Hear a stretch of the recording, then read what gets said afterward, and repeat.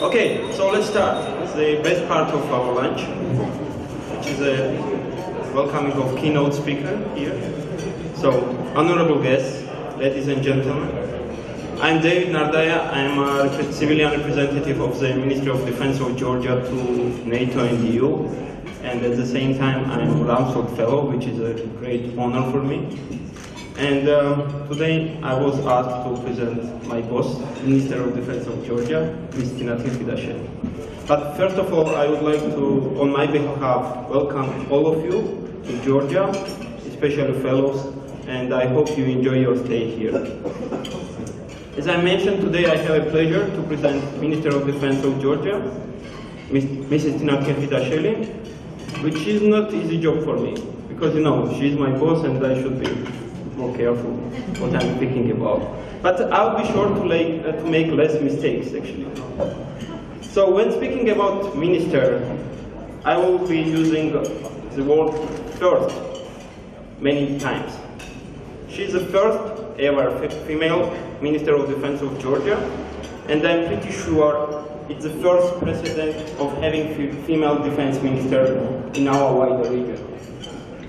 She's among the founders of the first non-governmental organizations in Georgia, established in 1994, human rights group Georgian Young Lawyers Association, the presidency of which she assumed in 2000-2004. Between 1995 and 1997, she served as the director of the first free legal center in Georgia. She is a member of the Republican Party of Georgia, one of the first political non-communist parties founded in Georgia back in 1978, which was oriented to restoration of Georgian independence, establishment of political pluralism, formation of democratic institutions, and so on. She is a person who, for the first time, translated the North Atlantic Treaty of 1949 into Georgian language. So this list can go on. But as I said, I prefer to be short. So, Minister Khidasheli is an outstanding lawyer, holding degrees in international law and political science. She was a Human Rights Fellow at the Washington College of Law and World Fellow of the Yale University.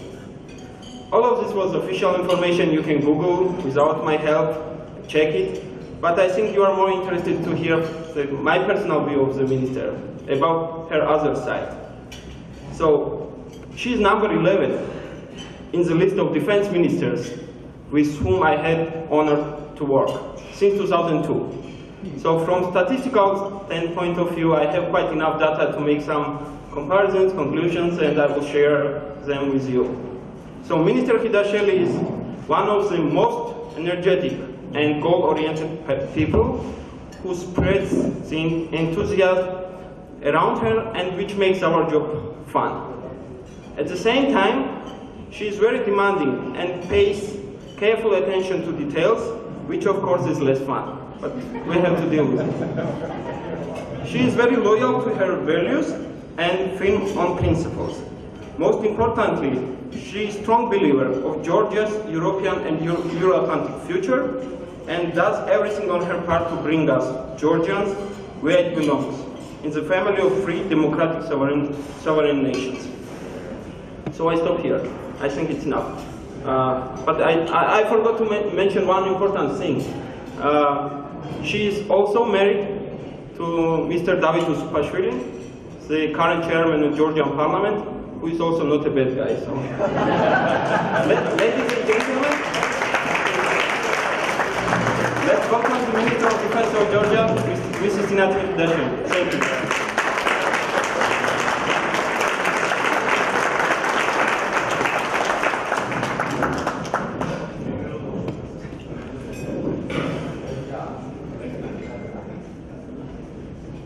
Thank you, David. You were doing okay before you moved to my husband, so we'll talk about that later. First of all, let me welcome you also to Georgia. This is a great pleasure and honor for me to see you all here. It's always absolutely wonderful to have people like yourselves visiting my country, enjoying this country, and I hope you have enjoyed this country. I hope we've treated you well, and if there's anything more we can do to make you come back here on all your vacations, and every time you decide to have fun, just let us know. And thank you to the organizers for this honor of addressing such an important audience. I know you've already heard the president, I think so, yeah. You've heard this morning the prime minister. You heard the best man in this country, Speaker of Parliament, yesterday. Honestly, I don't really know what is it that I need to add to those great speeches that you already had, and that you probably learned about all the troubles we go through, all the tragedies Georgia is facing today, all the challenges we are fighting on a daily basis. I'm pretty sure that you are already briefed about the current developments on our administrative boundary lines, on the daily kidnappings of the people by the Russian militaries, on almost daily violation of our airspace, drones flying in and out every time as they wish so. I believe you've heard already that the cynicism of the Russian Federation goes to some very strange levels. For example, last year when we had President Tusk, and every time I would say when we have something important happening in Georgia, they bless us with their presence in Georgia. So when we had President Tusk last year here having a press conference with our president for 28 minutes, exactly those 28 minutes Russian military helicopter was flying over the city of Gori. So we should have noticed their presence, we should have remembered their existence here, not even a second of enjoying the celebration of having a great speech delivered by the President of the European Union and all the promises and all the hopes that we might have for Georgia's European Union integration. This is the kind of a daily affair we are involved in. Obviously, being a Minister of Defense in a country that is facing the challenges of occupation and aggression on a daily basis is not the easiest job in the world.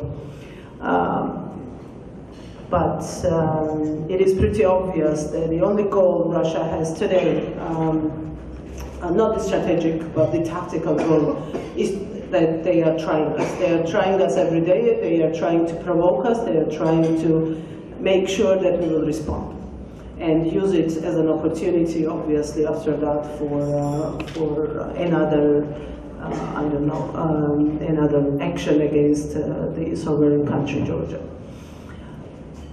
What we do is that in 2012, when this government came to power, we've said that strategic patience is the policy that we are going to pursue. Strategic patience for keeping the country under development, for keeping the country progressing, for keeping the country where we have a control going to its European and Euro-Atlantic path. We've said that we will not allow Russia to kill this country and this state altogether. We've said that we are not going to let them allow to stop our development once again, as they've been doing over and over again for the last 25 years. We've said we are going to be principled in our policies towards Russia, but at the same time, we are not going to let them to provoke us. We are not going to let another war to happen in Georgia. This is one of those goals that we pursue, because we understand that once bombs are falling, then it is very difficult to convince the businessmen to invest in this wonderful country. It is very difficult to convince the tourists to come here and enjoy the beauties of this country. It is very difficult to talk about progress and development in Georgia.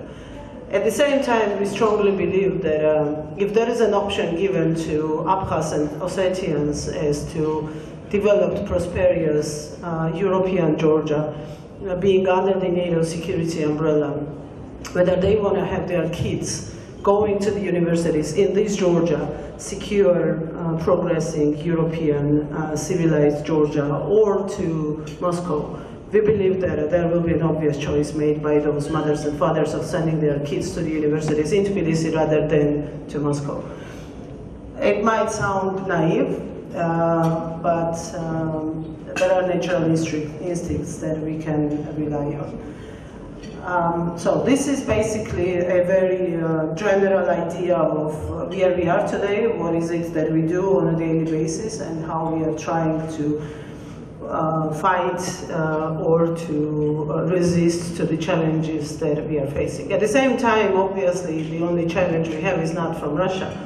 Everything else might be caused by Russia, but unfortunately it is not only Russia. But we see, we do not see the same enthusiasm everywhere else in the world as it was years back. We do not see the same readiness everywhere in the world like it was during the breakup of the Soviet Union.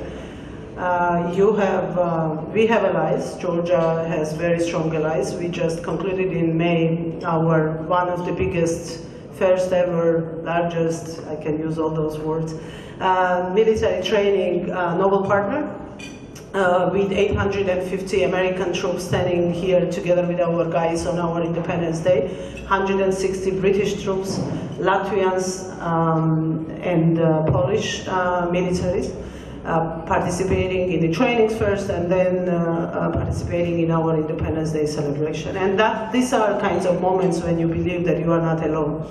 And there are friends and partners you can rely on. There are friends and partners who are ready to come and help in case you need one.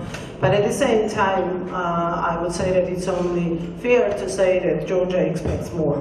Georgia expects more from the international community. We believe that, and at the same time, we believe that we deserve more. I just was on a debate at the Atlantic Council 2 weeks ago in Washington. And there was lots of talk about the polls that were conducted in various European countries, saying how much the NATO members, European member countries, are ready to respond to Russia's aggression if it happens on the eastern flank of NATO. And we were given the statistics that, for example, the French are not ready to fight for Poles, or Germans are not ready to fight for Estonians, and so on and so forth. There was a long list of it, and they do not know why they should go and fight for either Poles or Estonians.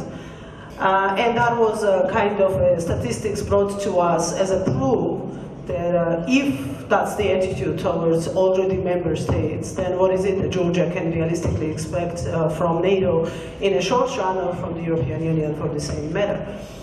And when you are facing kind of a data like that, obviously, it is a challenge. And yes, the first thing that comes on your mind is that you do not put national security on polls.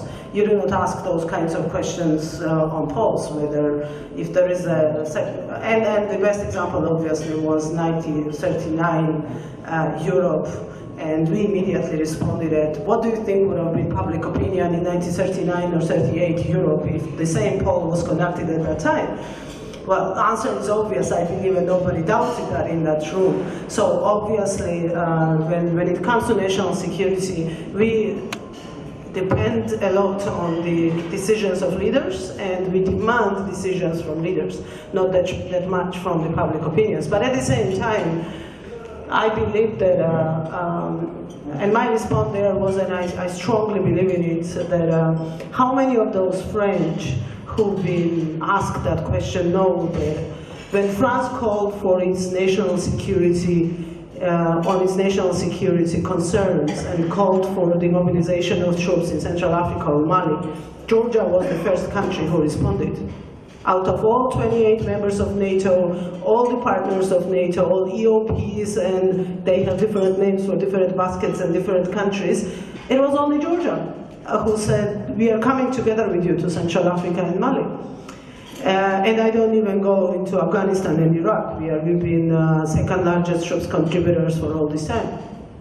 I think this is important. We never use it as an argument for opening NATO doors for Georgia.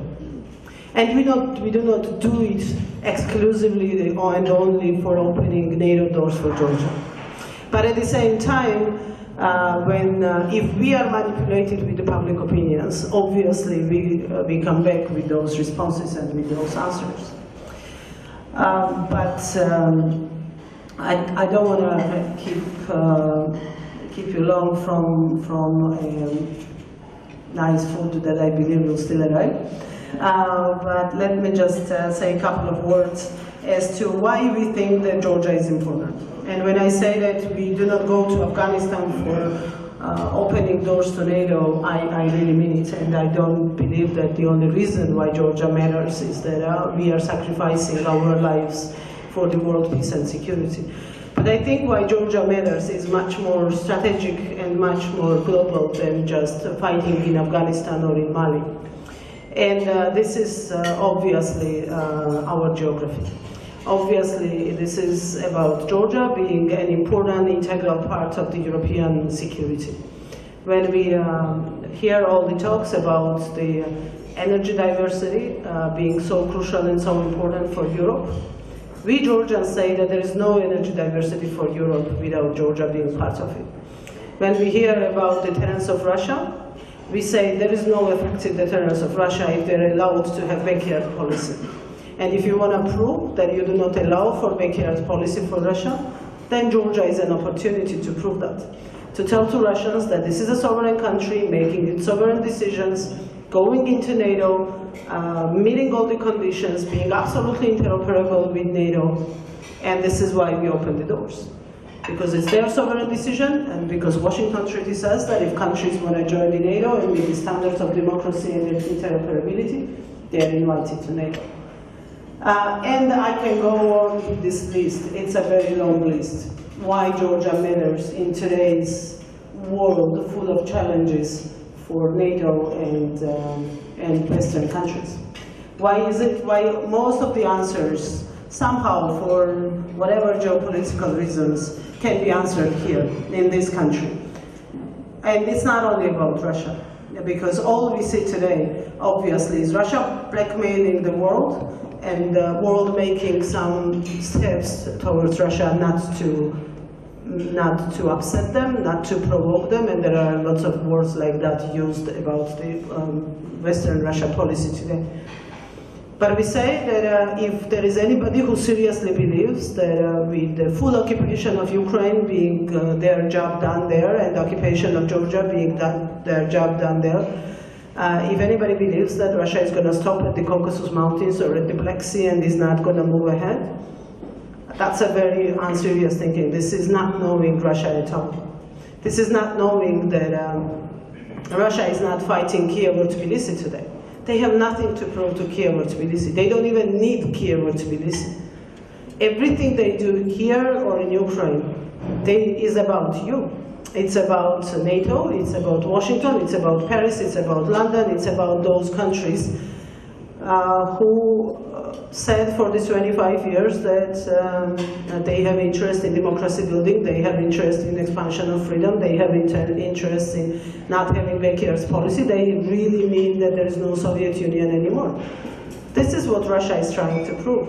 We are facing the kind of post-Soviet hangover when people woke up there in Moscow after all the troubles of 90s and decided to get back everything that belongs to them and was taken away from them for whatever unjustifiable reasons. And they are pursuing this goal year by year, very clearly and intensively. And if there is no decision coming, I believe that Russia is going to challenge the world somewhere where it's even more painful, within its own boundaries, within the NATO, because they've done it all with the partners. There should be a next bigger challenge, and that next bigger challenge should be more important and more painful for those they want to prove that they are the superpower. They are the ones setting up rules, creating rules, and everybody else just following those rules or responding to those troubles caused and created by Russia. So this is why we say that Warsaw Summit probably is more of an opportunity for NATO than for Georgia, if they will open doors for us. This is the moment when West needs to prove to itself, first of all, and then to everybody else who tries to blackmail and get results from that blackmail, that is not possible, that nobody has veto right over their decisions. This is where, I believe, this is the country where you all can prove that countries are judged on their own merits, and that decisions are made by the agreements of two, or between the two, without involvement of any third or outside forces. If we will not manage to do it now, obviously it is going to be encouragement for Russia. And I'll just finish by remembering 2008 story, when I know the discussion is still on. I know that there is no full consensus as to why August War happened in Georgia in 2008. But there are lots of people who believe in, and I belong to that group of the people who believe in, because that war happened because Bucharest was seen as an opportunity by Russia, as a green light given by NATO to Russia, by non-deliverable summit, by not taking a decision, by abandoning Georgia and basically giving this loop of 6 months or 8 months or whatever was left before the next ministerial for Russia to sort out things in its backyard.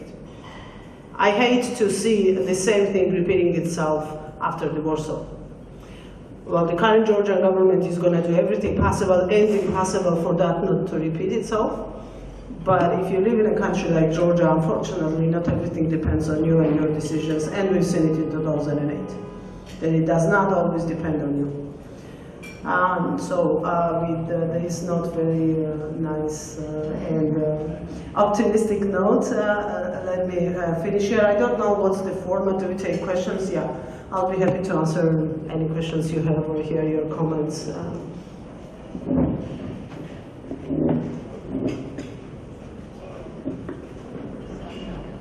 David.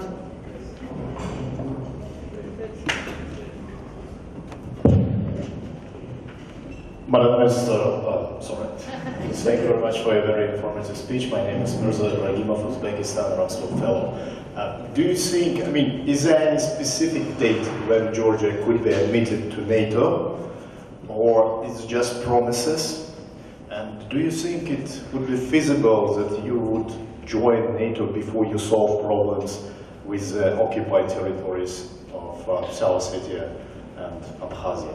Whether it will happen before you will solve this problem, or maybe after, and is there any specific date when it might happen that Georgia would be admitted to NATO? No, there's no date. It's never there. It never was there with any country, and it's not there for us either. It might happen any moment. It should have happened yesterday, so there is no date. As for the conflicts, in 2008 Bucharest Declaration, it never says that Georgia will become member of NATO after territorial disputes are over. It never was put as a condition, and just the contrary, NATO has a different experience. NATO had a member long ago that was divided in two.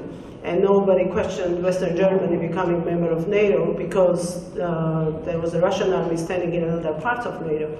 And third of all, saying that, officially saying that they're going to say no to Georgia because parts of Georgia are occupied by Russia, is exactly giving green light and green card to Russia, that they will create a problem, and because of the problem they've created, those countries will never get through, and this vicious cycle will be there. So they can do it in any country, anywhere in the world. We all know they do not have limits, and they do not necessarily feel that they are responsible to any sets of rules created by the international community so far. No, it's not a problem. It never was said so, and I believe that it will never be said so as an official reason for not getting Georgia on board. It's just we need to wait for that magic moment, as it happened with Baltics, for example, when 6 months before the admission, they were told specifically, very clearly, publicly, in so many different locations all around the world, that there was no way Baltics would become member of NATO. And after 6 months, they were in, because 9/11 happened. I'm not saying that something of that tragic should happen there, but there are always moments in the history that define the developments, and I believe that that moment will come. The only thing we need to do today, here in Georgia, we Georgians, I mean, is to be ready for that very moment to grab the opportunity, to get from the window if we are not allowed from the door. And that's what we are doing today.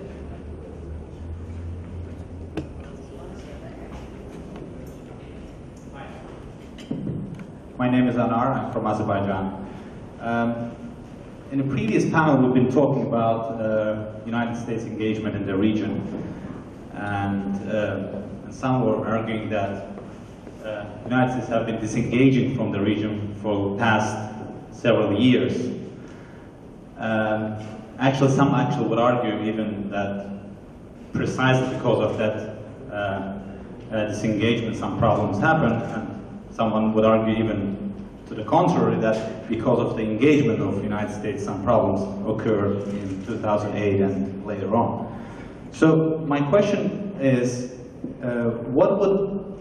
we're talking about a lot about this U.S. engagement. What do we mean with that? What practical steps the United States could have taken to engage more in the region? I guess the question could be like, if you were an advisor or the defense minister of the United States, what would be your advice to the president of the United States? So what would your advice be to her that the United States should do in the region? Well, thank you for the question. What will be my advice? It's not about specifically about Georgia or per se about Georgia. I would say it's not even about Georgia. My advice will be more about United States, for good or bad reasons, is meant to be the superpower in this world. And we do not know any other country that will make the world a better place than having the United States as a superpower, because the other alternatives that we know what they are and what are the options they are proposing to the world. So that will be my only advice to her or him, being the US president. Act like a superpower and act responsibly, more responsibly, like a superpower. Not let any other country, any other force dictate the rules of the game, because this is unfortunately what we are seeing after 2008 war in Georgia, and especially now with the Ukraine. This is what we are seeing on a daily basis, that there is a guy sitting in Kremlin who decides who gets what role in this world, and then everybody else is just acting according to that. And that's not the world we want to live in. So that will be my only advice. And then if that's happening, then Georgia will be better than it is today.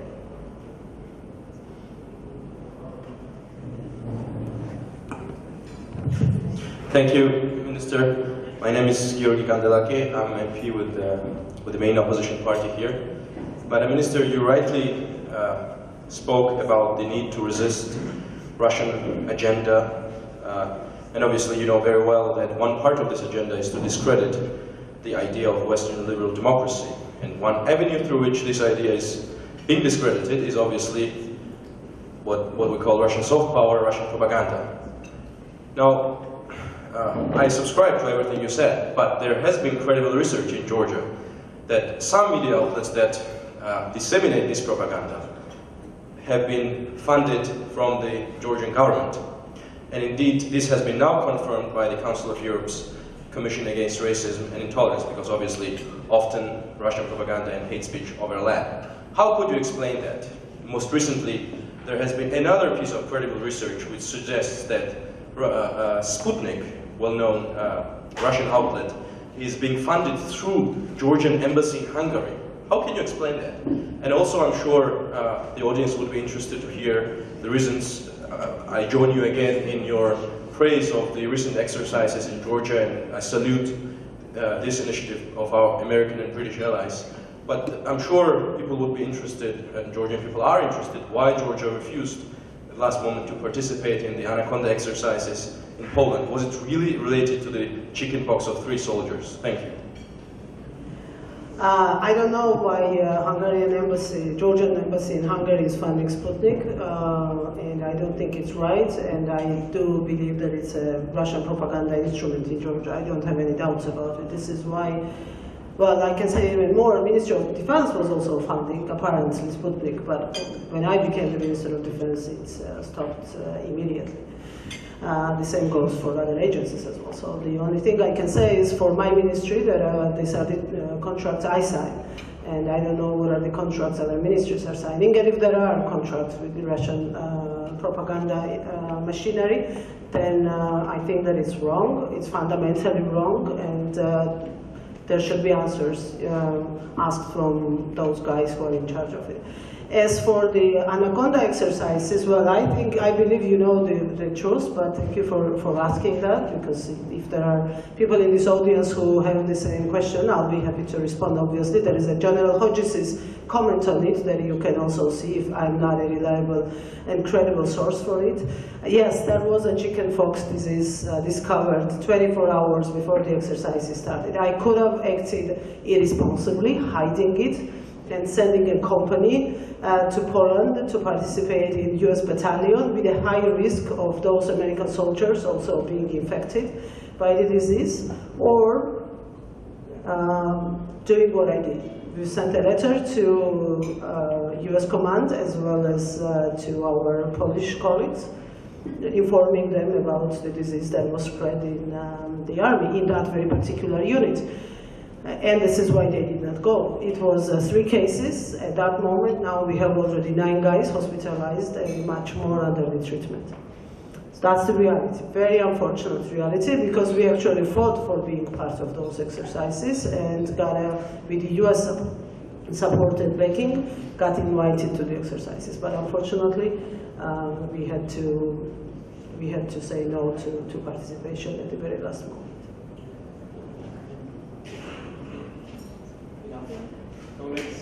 Thank you very much.